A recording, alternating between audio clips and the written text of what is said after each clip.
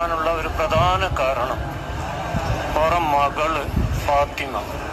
അപ്പം ഫാത്തിമ മകളെ ഗർഭം ധരിച്ച് 4 മാസം കഴിഞ്ഞപ്പോൾ ഡോക്ടർ വിലാസിനി പറഞ്ഞ് കുട്ടിയെ എടുത്തു കളയണം, അപകടമാണ്.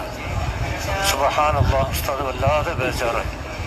പുറത്തിറങ്ങി ഡോക്ടറോട് പറഞ്ഞു ഡിസ്ചാർജ് ചെയ്ത് തന്നാൽ മതി, മറ്റു കാര്യങ്ങൾ ഞാനും ചെയ്യുന്നതാണ്. അങ്ങനെ ഡിസ്ചാർജ് ചെയ്ത് ഒപ്പിട്ട് പുറത്തിറങ്ങിയിട്ടല്ല.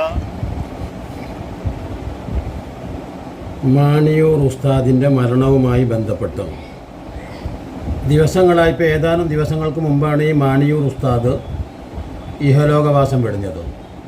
അദ്ദേഹം ഒരു വലിയ മനുഷ്യൻ തന്നെ, മഹത്തായ അഥവാ ഒരു ഉന്നതനായ വ്യക്തി. അവിടെ ആർക്കും അറിയില്ല ആരാണ് യഥാർത്ഥത്തിൽ നാളെ സ്വർഗവാസി എന്ന്. അള്ളാഹുവിൻ്റെ റസൂൽ പറഞ്ഞത് 10 ആളുകളെക്കുറിച്ച് മാത്രമാണ്. ഇത് നിങ്ങൾ മനസ്സിലാക്കണം. അശ്റത്തുൽ മുബശ്ശിറുകളായ 10 പേരെക്കുറിച്ച് മാത്രമേ അവർ സ്വർഗത്തിലാണ് എന്ന് എൻ്റെ റബ്ബ് പറഞ്ഞിട്ടുള്ളൂ. ആരാ പറയുന്നത്? നമ്മിലേക്ക് വഹീൻ്റെ അടിസ്ഥാനത്തിൽ നിയോഗിക്കപ്പെട്ട അന്ത്യദൂതരായ തിരുമേനി പറഞ്ഞതാണിത്. അതിലപ്പുറം വേറെ ഒരു ശൈഖും ഒരു വലിയും ഒരു നബിയും വരാനില്ല. ലോകത്തേക്ക് കാഫത്തൻ ലിന്നാസ് എന്നാണ് പറഞ്ഞത്. മാനവ സമൂഹത്തിലേക്ക് കിയാമം വരെ നിലനിൽക്കാൻ തക്ക രീതിയിലേക്ക് ഉള്ള വ്യക്തമായ ഒരു ആദർശവുമായിട്ട്, ഏറ്റവും അജയ്യമായ ശക്തിമത്തായ അതാണ് ഒരു ആദർശവുമായിട്ടാണ് അള്ളാഹു അവൻ്റെ ദൂതനെ ലോകത്തേക്ക് നിയോഗിച്ചത്. അങ്ങനെ പ്രസവിച്ചപ്പോൾ കുട്ടി പെണ്ണാണ്. സമാധാനിന്റെ കോളേജിലും മറ്റും ചേർത്തിട്ട് അൽഹംദുലില്ലാ ഖുർആൻ ഹിഫ്ളാക്കി കൊടുത്തു. അപ്പം അതിനുശേഷം ഓരോ വലിയൊരു ആഗ്രഹമാണ് സ്ഥിരമായി ഖുർആൻ ഓതുന്നത് കേൾക്കണം. കാരണം ഖുർആൻ ഓതുന്ന സ്ഥലത്ത് അള്ളാഹുവിൻ്റെ റഹ്മത്ത് ഉണ്ടാകും എന്നോറ് ഇടയ്ക്കിടെ പറയാറുമുണ്ട്. ആ റഹ്മത്ത് തന്നെയാണ്. അതാണ് എപ്പോഴും നമ്മളൊക്കെ സാധാരണ കേൾക്കുന്നത്. ഹുവല്ലദീ അർസല റസൂലഹു ബിൽ ഹുദാ വദീനിൽ ഹഖ് ലിയുദ്ഹിറഹു അലദ്ദീനി കുല്ലിഹി വലൗ കരിഹൽ മുശ്രികൂൻ. സത്യനിഷേധികൾക്കും വിഗ്രഹാരാധകർക്കും ഒക്കെ ആ പ്രസ്ഥാനത്തോട് വെറുപ്പും വിദ്വേഷവും ഒക്കെയാണ്. പക്ഷേ ആ സന്മാർഗത്തെ നിയോഗിച്ചുകൊണ്ടാണ് ആ അള്ളാഹുവിൻ്റെ റസൂലിനെ നിയോഗിച്ചിട്ടുള്ളത്. അത് പലർക്കും വെറുപ്പുണ്ടാകും, വിദ്വേഷമുണ്ടാകും. അതിൻ്റെ പേരിൽ ഈ ആദർശത്തെ എനിക്ക് ഒഴിവാക്കി നിർത്താൻ കഴിയില്ല എന്ന് ആ പ്രവാചകൻ അബൂ താലിബ് എന്ന തന്നെ സ്നേഹിച്ച തൻ്റെ പിതൃവ്യരോട് പറഞ്ഞിട്ടുണ്ട്. എനിക്ക് എൻ്റെ വലതു കൈയിൽ സൂര്യനെയും ഇടതു കൈയിൽ ചന്ദ്രനെയും വെച്ചിട്ട് ഈ ആദർശത്തിൽ നിന്ന് പിന്മാറണമെന്ന് പറഞ്ഞാൽ എൻ്റെ പിതൃവ്യരെ എനിക്കതിന് കഴിയില്ല. കാരണം എൻ്റെ സൃഷ്ടാവായ സർവശക്തനായ ലോകത്തിൻ്റെ അള്ളാഹു എന്നെ നിയോഗിച്ചിരിക്കുന്നു ഈ മനുഷ്യരിലേക്ക് കാഫത്തൻ ലിന്നാസ്, മൊത്തം മനുഷ്യരിലേക്ക് തിരഞ്ഞെടുത്ത ഒരു ദൂതനായിട്ട്. അതുകൊണ്ട് അതിൽ വരാനുള്ള ബുദ്ധിമുട്ടും പ്രയാസങ്ങളും ഒന്നും ഞാൻ പരിഗണിക്കുന്നേയില്ല. എൻ്റെ റബ്ബ് എന്നോട് കൽപ്പിച്ചിട്ടുണ്ട്. അതുകൊണ്ട് താങ്കളും ഈ മാർഗം സ്വീകരിക്കണം. ഇവിടെ അദ്ദേഹം സ്വീകരിച്ചില്ല, അത് വേറെ കഥ. അപ്പോൾ ഞാൻ പറയുന്നത് ഇപ്പോൾ അതല്ല. ഈ ആദർശം ലഭിച്ചു എന്ന് പറയുന്ന ഈ സമുദായം ആലോചിച്ച് നോക്കൂ നിങ്ങൾ. അള്ളാഹും അവൻ്റെ റസൂലും എന്താണ് മരണത്തെക്കുറിച്ചും ഖബറിനെക്കുറിച്ചും പറഞ്ഞിട്ടുള്ളത്?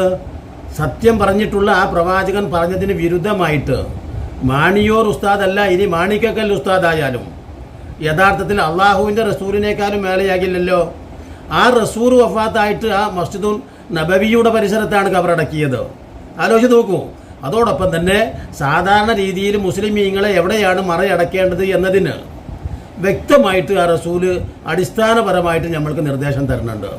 എവിടെയായിരിക്കണം മറയടക്കേണ്ടത്? പള്ളിയുടെ അഥവാ ശ്മശാനമായിരിക്കണം മുസ്ലിമീങ്ങളെ മറയടക്കുന്ന ഒരു സ്ഥലം. അഥവാ പ്രധാനമായും നമ്മുടെ നാട് പോലെയുള്ള ഈ നാടുകളിലൊക്കെ പള്ളിയുമായി അതിൻ്റെ പരിസരവുമായിട്ടാണ് ശ്മശാനങ്ങൾ കാണുന്നത്. അതോടൊപ്പം തന്നെ നമുക്ക് വിദേശത്തൊക്കെ പോകുന്ന ആളുകൾക്ക് കാണാം, അവിടെ ഒരു മൈതാനമാണ്.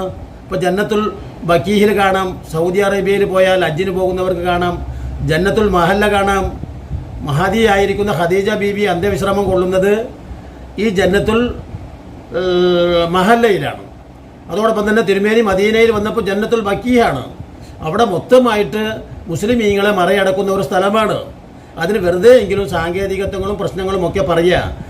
മരിച്ചതിന് ശേഷം ഒരാൾക്ക് ഖുർആൻ കേട്ടില്ല, അല്ലെങ്കിൽ ബാങ്ക് കേട്ടില്ല, ഇതൊക്കെ ജീവിതകാലത്ത്. ആ മകൾക്ക് അവിടെ ഒരു ഹിഫ്ള് ക്ലാസ്സും ഓർ തുടങ്ങിക്കൊടുത്തു. ഇന്നും 10-15 കുട്ടികൾ അതിൽ പഠിക്കുന്നുണ്ട്. സുബ്ഹാനല്ലാഹ്. ഓർ എല്ലാ സമയത്തും വന്നിട്ട് ആ മകളുടെ ആ പഠിപ്പിക്കുന്നത് ഇങ്ങനെ ശ്രദ്ധിക്കും. അപ്പോൾ അതിൻ്റെ മുകളിലാണ്, ഈ ഖബറിൻ്റെ മുകളിലാണ് ഇപ്പോൾ ഹിഫ്ള് ക്ലാസ് ഉള്ളത്. അപ്പോൾ ആ ഖുർആാനത്തിന്റെ ബറക്കത്ത് കൊണ്ട് ഖബറിലെ അദാബിൽ നിന്ന് രക്ഷപ്പെടാനൊക്കെ നിയ്യത്താക്കിയിട്ടാണ് ഓരോ ഖബർ തന്നെ വേണമെന്ന് വസിയത്ത് ചെയ്തു. അയാൾക്ക് കേൾക്കേണ്ടതും നമസ്കരിക്കേണ്ടതുമല്ലേ? നിങ്ങളൊന്ന് ആലോചിച്ച് നോക്കൂ. എന്നെ ബാങ്ക് കൊടുക്കുന്ന സ്ഥലത്ത് ബാങ്ക് കേൾക്കത്തക്ക രീതിയിൽ മറവ് ചെയ്യണം, ഖുർആൻ പാരായണം കേൾക്കത്തക്ക രീതിയിൽ മറവ് ചെയ്യണം. ഇങ്ങനെയൊക്കെ ഒരാൾക്ക് പറയാൻ പറ്റുമോ? എൻ്റെ നാട്ടിൽ ഒരു മനുഷ്യൻ ഉണ്ടായിരുന്നു. അദ്ദേഹം എന്നോട് കാണുമ്പോഴൊക്കെ പറയും, മോനെ, വർഷക്കാലത്തുള്ള മരണം എനിക്ക് പേടിയാകുന്നു. കാരണം ആ ശവം മയ്യത്ത് വെച്ചാൽ അപ്പോൾ കബറിൽ വെള്ളം പൊന്തും. അതുകൊണ്ട് വല്ലാതെ ബുദ്ധിമുട്ടുന്നുണ്ട് വർഷക്കാലത്ത് മരിച്ചാലുള്ള മയ്യത്തിനെ മറയടക്കാൻ. അപ്പോൾ ഞാൻ ആ മനുഷ്യനോട് പറഞ്ഞു, മനുഷ്യ, മരണത്തിനു ശേഷം നമ്മളുടെ ജനാസ, നമ്മുടെ മൃതശരീരം എന്തു സംഭവിക്കുന്നു എന്ന് നമ്മൾ ചിന്തിച്ച് ആവലാതിപ്പെടണ്ട. കാരണം അത് ഇസ്ലാമിക ചരിത്രത്തിൽ പല തെളിവുകളുമുണ്ട്. ഒട്ടനേകം അമ്പിയാക്കന്മാരുടെ ശരീരം കീറിയില്ല. അതുകൊണ്ടാണ് നമുക്കൊക്കെ അറിയുന്നത് പോലെ മയ്യത്ത് കുളിപ്പിക്കൽ ഒരു ഫർദ് കിഫയാണ്. തീർച്ചയായിട്ടും ഫർദാണ്, സൃഷ്ടിക്കപ്പെടും നമ്മളെ. അല്ലെങ്കിൽ പക്ഷേ മയ്യത്തിനെ അത് ചെയ്യേണ്ടതില്ല. യുദ്ധത്തിൽ അവിടെ ശരീരം മുറിവുകൾ വന്ന് വികൃതമായിട്ടുണ്ടാകും. അതുകൊണ്ട് നിങ്ങൾ അത് കുളിപ്പിക്കാതെ മറവ് ചെയ്യൂ എന്നാണ് അള്ളാഹുവിൻ്റെ റസൂല് പഠിപ്പിച്ചത്. അതിലപ്പുറം വേറെ ഒന്നും നമ്മൾ ചെയ്തിട്ട് എന്താ കാര്യമുള്ളത്? അള്ളാഹു അവരുടെ നീരിനെ ആലോചിച്ച് നോക്കൂ. എന്നതുപോലെ തന്നെ ആലിമിൻ്റെ എഴുത്തിനെ, പേന, മഷിയെ അള്ളാഹുവിന് ഇഷ്ടമുള്ള സംഗതിയാണ്.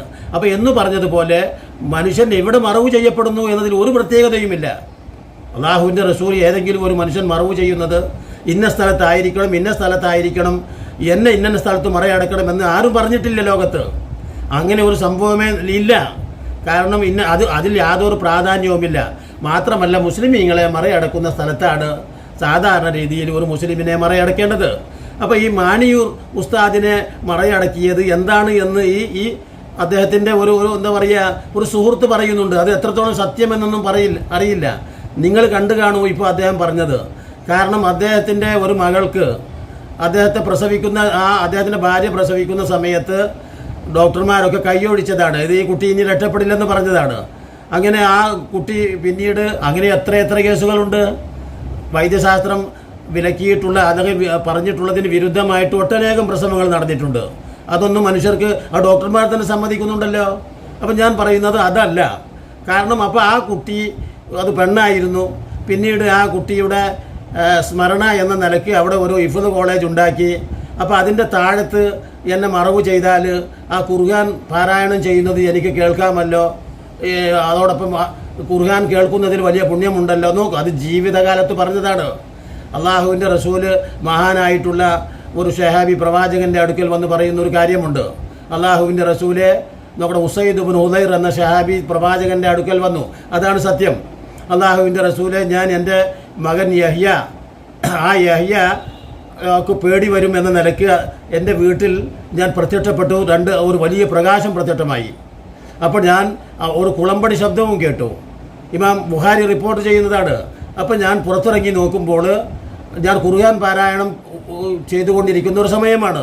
അപ്പോൾ ഞാൻ പുറത്തിറങ്ങി നോക്കുമ്പോൾ പുറത്ത് ആകാശ ലോകത്തേക്ക് ഒരു പ്രകാശം പോകുന്നത് ഞാൻ കണ്ടു. അപ്പോൾ റസൂലുള്ളാഹിയോട് പറഞ്ഞപ്പോൾ റസൂലുള്ള പറഞ്ഞു, താങ്കൾ ആ ഖുർആൻ പാരായണം തുടർന്നിരുന്നു എങ്കിൽ അള്ളാഹുവിൻ്റെ ഒരു അനുഗ്രഹം ഈ ഭൂമിയിലേക്ക് വന്നതാണ്. അതിവിടെ ആകാശ ലോകത്ത് ഉയരാതെ അത് നിൽക്കുമായിരുന്നു എന്ന് പറഞ്ഞാൽ ജീവിച്ചിരിപ്പുള്ളപ്പോൾ ഓതാനാണ്. പരിശുദ്ധ യാസീൻ സൂറത്തിലൊക്കെ അത് പറയുന്നുണ്ട്. അള്ളാഹു വിശുദ്ധ ഖുർആനിൽ ഈ ജീവിച്ചിരിക്കുന്നവർക്കുള്ള ബോധനമാണ് ഈ ഖുർആൻ. മരണപ്പെട്ടവൻ്റെ അടുത്തിരുന്ന് അത് കേൾപ്പിക്കുക എന്നത് ഒരു ശിഷ്ടവുമല്ല. കാരണം ശവത്തെ, പ്രവാചകരെ താങ്കൾ കേൾപ്പിക്കുകയില്ല. അള്ളാഹുവിൻ്റെ റസൂലിൻ്റെ അമാനുഷികമായ കഴിവുകളുടെ അടിസ്ഥാനത്തിൽ ചില മയ്യത്തുകൾ നബിയോട് സംസാരിക്കുകയോ അല്ലെങ്കിൽ നബി ആ മയ്യത്തുകളോട് സംസാരിക്കുകയോ ഒക്കെ ചെയ്തിട്ടുണ്ട്. അത് ആ സമയത്ത് മാത്രമുള്ളതാണ്. എന്തുകൊണ്ടെന്നാൽ ഇപ്പോൾ ഈസ ഇബ്നു മറിയം അലൈഹിസ്സലാത്തു വസ്സലാം നടന്നു പോകുമ്പോൾ ഒരു ശവത്തോട് കുമ്പീതിനില്ല, എഴുന്നേൽക്കും മകനെ എന്ന് പറഞ്ഞു. അപ്പോൾ ആ ശവം എന്താക്കി, എഴുന്നേറ്റ് മടന്നു. ലാസർ എന്ന് പേരായിട്ട് അയാൾ 10-20 കൊല്ലം ജീവിച്ചു എന്നാണ് പറയുന്നത് ചരിത്രത്തിൽ. അത് അപ്പോൾ മാത്രമുള്ളതാണ്. തുടർന്ന് പിന്നെ ഇങ്ങനെ വരുന്നവരെയൊക്കെ ജീവിച്ചിരിപ്പുള്ളവരാക്കി ഇങ്ങനെ ജീവൻ കൊടുത്ത് ശവത്തോടൊക്കെ ഇങ്ങനെ നടന്നു പറഞ്ഞതല്ല. ആ സമയത്ത് മാത്രം ലഭിക്കുന്ന ഒരു സംഗതിയാണ്. അതുപോലെ തന്നെയാണ് അള്ളാഹുവിൻ്റെ റസൂൽ ചില ശവങ്ങളോട് സംസാരിച്ചതും ശവം ഇങ്ങോട്ട് സംസാരിച്ചതുമൊക്കെ റസൂലുള്ളാഹിക്ക് അള്ളാഹു കൊടുത്തിട്ടുള്ള മൂജിസത്തിൻ്റെ അടിസ്ഥാനത്തിലാണ്. അമ്പിയാക്കന്മാർക്ക് മൂജിസത്ത് ഇങ്ങനെ പോക്കറ്റിലിട്ട് കൊടുത്തിട്ടില്ല, നിങ്ങൾ ഇഷ്ടപ്രകാരം ഉപയോഗപ്പെടുത്തിക്കോളിയെന്ന്. ഔലിയാക്കന്മാരുടെ കറാമത്തും അങ്ങനെ തന്നെയാണ്. അവർക്ക് പെട്ടെന്നുണ്ടാകുന്ന ഇൽഹാം അനുസരിച്ച് പറയുന്നതാണ്. അത് എന്തെങ്കിലും രീതിയിൽ സ്വാർത്ഥ താല്പര്യത്തിന് ഉപയോഗപ്പെടുത്താനല്ല. അപ്പോൾ ഇപ്പോൾ എന്താണ് ഇവിടെ പറയുന്നത് എന്ന് ചോദിച്ചാൽ, ഇവിടെ ഇപ്പോൾ എന്താ ഉദ്ദേശിക്കുന്നത്? സ്വന്തം വീട്ടിൻ്റെ അടുത്ത് തന്നെ മറവ് ചെയ്യാൻ വേണ്ടി ആരെങ്കിലും വസിയത്ത് ചെയ്തിട്ടുണ്ടെങ്കിൽ ആ വസിയത്ത് നാം നിറവേറ്റേണ്ടതില്ല. എന്തുകൊണ്ട്? ആ വസിയത്ത് അള്ളാഹുവും അവൻ്റെ റസൂലും പറഞ്ഞിട്ടില്ല.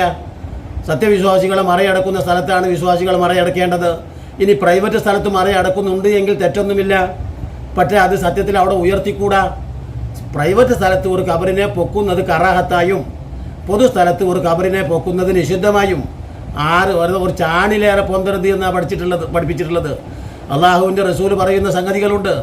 ലോകത്ത് ഏറ്റവും ദുഷിച്ച ഏറ്റവും മോശപ്പെട്ട വ്യക്തി ആര് എന്ന് ചോദിച്ചപ്പോൾ തിരുമേനി പറഞ്ഞത് ആ ഒരാളെ അയാൾ മരിച്ചാൽ ആ ഖബർ കെട്ടിപ്പൊക്കുന്ന ആളുകളാണ് ഏറ്റവും മോശമുള്ളവർ. കാരണം അള്ളാഹുവിൻ്റെ റസൂൽ അഥവാ വരാനുള്ള കാര്യങ്ങളെ അള്ളാഹു വഹിയിലൂടെ അറിയിച്ചതിൻ്റെ അടിസ്ഥാനത്തിൽ തിരുനബി പ്രാർത്ഥിച്ചിട്ടുണ്ട്.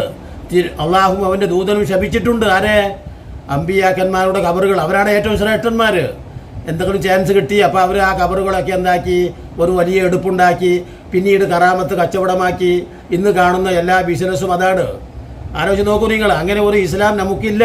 അങ്ങനെയാണെങ്കിൽ അവിടെ മദീനയിലൊക്കെ അല്ലേ, സൗദി അറേബ്യയിലൊക്കെ ഉന്നതന്മാർ, അതിനേക്കാളും വലിയ ഉന്നതന്മാർ ലോകത്തിൻ്റെ വിവിധ ഭാഗങ്ങളിൽ എവിടെയും എത്തിയിട്ടില്ല.